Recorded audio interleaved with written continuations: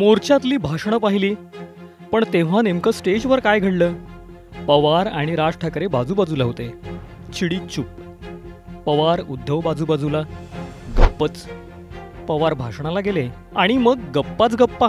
सत्याच्या मोर्चात कुणाचंच लक्ष न गेलेली ही दृश्य म्हणूनच महत्वाची. काय घडलं सविस्तर सांगतो. त्यासाठी हा व्हिडिओ शेवटपर्यंत पहा आणि न्यूज 18 लोकमतला फॉलो आणि सबस्क्राईब करायला विसरू नका.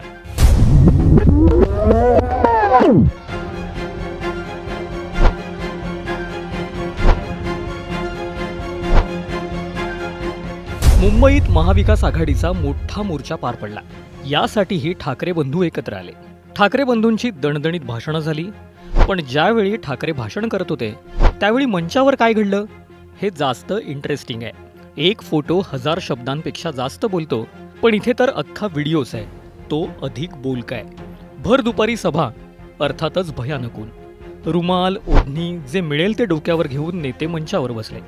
पुढच्या ओळीत शशिकांत शिंदे आणि बाळासाहेब थोरातांच्या बरोबर मध्ये शरद पवार आणि उद्धव ठाकरे बसले होते.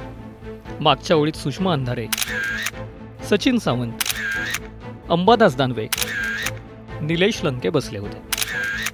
राज यांचं भाषण संपताच ते उद्धव ठाकरेंकडे आले. दोघांमध्ये प्रचंड गप्पा झाल्या. काहीतरी राहिलं बोलायचं असं राज ठाकरे बोलले असावे. त्यावर ठीक आहे ना, जाऊ दे ना असा रिप्लाय उद्धव ठाकरेंनी दिला असं प्रथम दर्शनी बघून तरी वाटतं.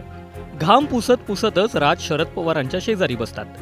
भाषणानंतर राज काही कुणाशी फार बोलताना दिसत नाही. अगदी शेजारी असणाऱ्या बाळासाहेब थोरातांशी ते बोलत नाही. शरद पवार भाषणासाठी उठल्यावर मात्र राज उद्धव शेजारी शेजारी बसतात. मग मात्र दोघा भावांच्या छान गप्पा होतात. मंचावरील या हालचालींवरून आता काही प्रश्न पडले आहेत. राज ठाकरे कुणाशीच बोलले नाहीत, मग ते फक्त भावासोबतच कम्फर्टेबल आहेत का? काँग्रेसमधलं काय कोणी राज ठाकरेंशी स्वतःहून बोलताना दिसत नाही, मग काँग्रेसला खरंच राज ठाकरे नको आहेत का? राज ठाकरे भावासाठी महाविकास आघाडीमध्ये प्रवेश करतील का, की फक्त BMC निवडणुकीवेळी राज आणि उद्धव यांच्यात युती होईल? तुम्हाला हा व्हिडिओ बघून काय वाटतं कमेंट करून नक्की सांगा.